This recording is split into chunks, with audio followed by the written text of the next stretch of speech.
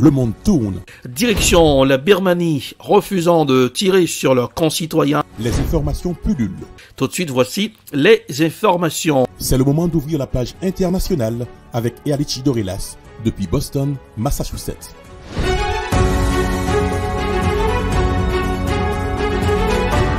Bonsoir à tous et à toutes, ravi de vous retrouver aujourd'hui pour ce nouveau numéro de la page internationale au grand journal du 14h, depuis la newsroom dans la capitale des grandes universités du monde, Boston, Massachusetts, Erlich Dorelas pour la présentation, à Jacques Mel pour présenter ce grand journal, Joannel François et Smith Jean-Julien, Rubans assure les manœuvres techniques. Bonsoir aux auditeurs de la radio évangélique Hosanna, 102.3 FM, à Jacques Mel, direction Abidjan, la capitale ivoirienne, rencontre Ouattara Gbagbo Abidjan.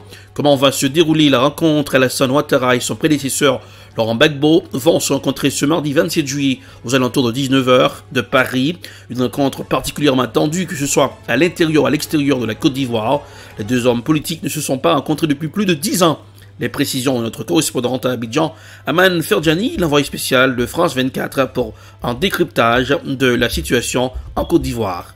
Bonjour à vous, Anan Ferjani, vous êtes la correspondante de France 24 en Côte d'Ivoire, à Abidjan plus précisément. Anan, est-ce qu'on sait comment va se dérouler cette rencontre ? Alors, écoutez Nabia, il y a très peu d'informations finalement qui a filtré sur le déroulé même de cette rencontre entre Laurent Gbagbo et le président Alassane Ouattara. Ce que l'on sait, c'est que cette rencontre aura lieu d'après donc le porte-parole du gouvernement ainsi que la présidence à 17h heure d'Abidjan, donc en fin de journée aujourd'hui. On sait que le président Alassane Ouattara s'est entretenu aujourd'hui autour de midi avec le Premier ministre burkinabé sur des questions notamment de sécurité. C'est probablement la raison pour laquelle donc la rencontre avec son ancien rival Laurent Gbagbo a été organisé plutôt pour la fin de journée. Pour ce qui est de la rencontre en elle-même, on n'est pas vraiment sûr de la façon dont elle va se dérouler. Peut-être à huis clos, peut-être que les caméras des journalistes seront autorisées à prendre quelques images au moins avant l'entretien et la séance entre les deux présidents. Et surtout peut-être une déclaration donc enfin de leur séance de travail entre guillemets. Alors c'est pour ce qui est de l'organisation même de cette rencontre que l'on considère comme historique, c'est ce que je peux vous dire pour l'instant. Pour ce qui est du contexte et de l'enjeu, en tout cas, comme vous le savez, il s'agit d'une rencontre très attendue puisque les deux hommes ne s'étaient pas vus en personne depuis 2010, depuis donc un débat qui les avait opposés lors de l'élection présidentielle qui a ensuite conduit donc à cette crise post-électorale qui a fait 3000 morts en Côte d'Ivoire. C'est donc une rencontre qui est très attendue car elle présage d'un apaisement des relations entre les deux hommes qui sont donc rivaux et surtout depuis le retour de Laurent Gbagbo le 17 juin dernier en Côte d'Ivoire, il y a eu certaines tensions qui ont été notées, notamment à travers certaines déclarations donc de l'ancien président rentré au pays il y a peu de temps, qui avait indirectement notamment critiqué le troisième mandat d'Alassane Ouattara lors de sa visite auprès d'Henri Konan Bédié, donc chef d'opposition et président du parti du PDCI.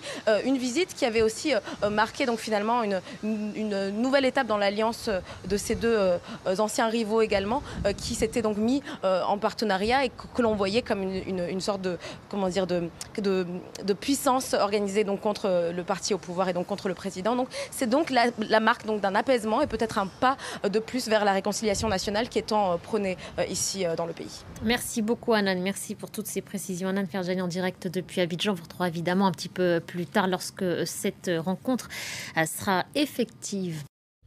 En Allemagne, une importante explosion tue au moins une personne sur un site chimique à Leverkusen. L'explosion a fait un mort, mais 4 personnes sont portées disparues et 16 autres employés du site ont été blessés, dont 2 grièvement. Voici un reportage signé Euronews. Une colonne de fumée noire visible à des kilomètres à la ronde. Une violente explosion suivie d'un incendie a eu lieu ce matin dans l'ouest de l'Allemagne, à Leverkusen, sur un site de traitement de déchets. L'explosion a fait un mort, mais 4 personnes sont portées disparues et 16 autres employés du site ont été blessés, dont 2 grièvement. La déflagration est d'origine inconnue, selon l'entreprise Currenta, qui gère ce site, qui comprend un centre de stockage de déchets et un incinérateur. Il a été demandé aux habitants voisins de fermer leurs fenêtres et d'éteindre les climatisations. Plusieurs usines chimiques se trouvent à proximité du lieu de l'explosion qui a d'ailleurs entraîné l'incendie d'une cuve de solvant, incendie éteint après plusieurs heures. L'événement a été classé dans la catégorie danger extrême par l'application nationale d'alerte catastrophe. Pourtant, les pompiers de Leverkusen qui ont mesuré la qualité de l'air ont déclaré qu'il n'y avait pas de danger. Direction la Mozambique, les militaires botswanais sont arrivés au Mozambique. Lundi, le Botswana est devenu le premier pays de la communauté de développement de l'Afrique australe à venir combattre dans le nord du Mozambique. Voici un reportage signé Africa News. Arrivée des soldats botswanais au Mozambique. Lundi, le pays a déployé ses militaires, devenant le premier des 16 membres de la communauté de développement de l'Afrique australe à venir combattre des groupes armés islamistes dans le nord de la région de Cabo Delgado. La veille, le président mozambicain Filipe Nyusi avait exprimé sa gratitude envers les pays alliés et fait l'éloge des effectifs rwandais déjà présents sur le terrain depuis plusieurs semaines. Dans le cadre de la solidarité régionale, nous recevons le soutien de certains partenaires étrangers. Les forces rwandaises sont arrivées en vertu de l'accord bilatéral liant nos deux pays dans le contexte sécuritaire. Fraîchement arrivées, les troupes du Botswana collaboreront avec les forces du Mozambique, mais également avec celles qui seront envoyées par les membres du groupe régional. D'autres soldats issus de la CDAA devraient arriver prochainement. Au total, près de 3000 militaires étrangers devraient venir grossir les effectifs locaux, en plus d'équipements matériels tels que des hélicoptères, des avions et des navires de guerre. L'insurrection au nord du Mozambique, qui avait débuté dans la région de Cabo Delgado en 2017, a pris de l'ampleur l'année dernière, au cours de laquelle de nombreuses personnes ont été tuées ou contraintes de fuir. Depuis le début du conflit, plus de 3000 personnes sont décédées et près d'1 million d'habitants auraient besoin d'une aide alimentaire. Le Programme alimentaire mondial a tiré la sonnette d'alarme, craignant une aggravation de la situation.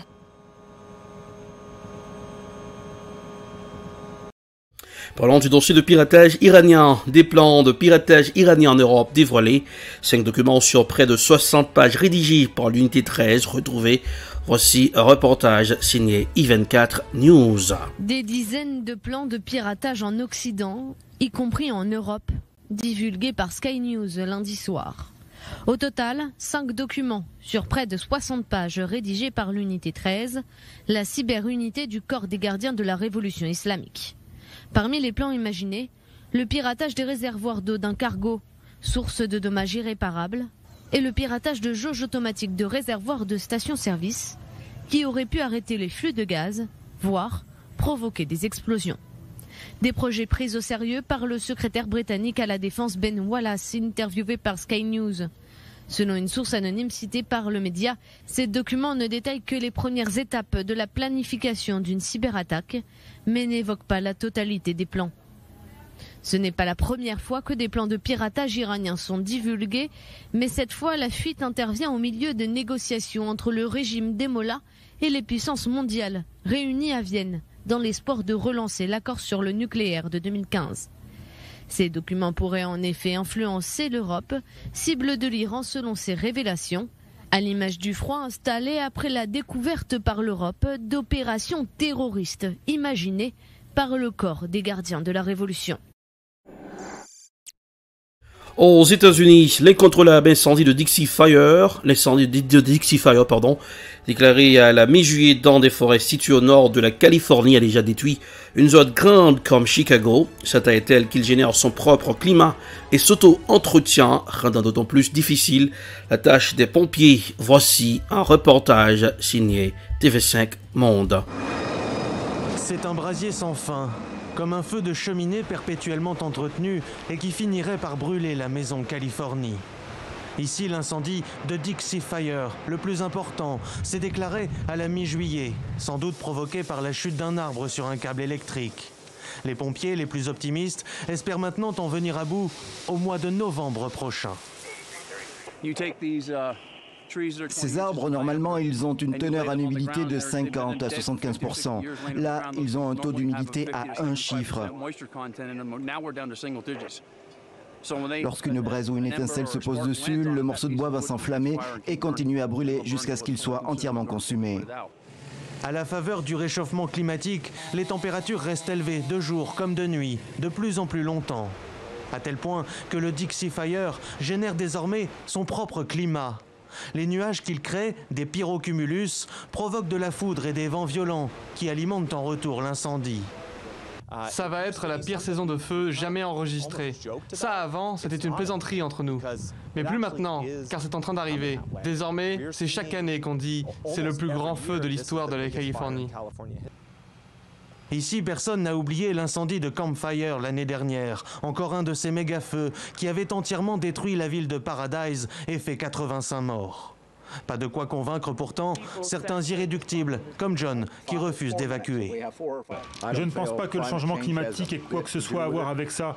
Je pense que c'est le mouvement écologiste qui a causé beaucoup de problèmes en faisant arrêter l'exploitation forestière. N'en déplaise à John, la forêt pourtant dépouillée par les précédents incendies brûle encore. Cette année, les records de 2020 sont déjà tombés. Les feux ont ravagé 3 fois plus de végétation qu'à la même période l'année dernière. Ainsi s'achève la page internationale au grand journal du 14h pour aujourd'hui.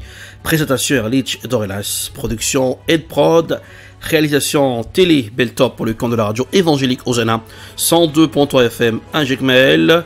La météo pour aujourd'hui, température sur Boston 88 degrés Fahrenheit, 31 degrés Celsius. À Jacmel 89 degrés Fahrenheit, 32 degrés Celsius. Bonsoir Joannel, bonsoir Rubens, bonsoir Smith, Jean-Julien, bonsoir aux auditeurs de la radio évangélique Hosanna, 102.3 FM à Jacmel. Passez un excellent mardi, accompagné de la radio, car le sourire ça rajeunit le visage. Bonsoir, à demain. C'était la page internationale avec Erlich Dorelas.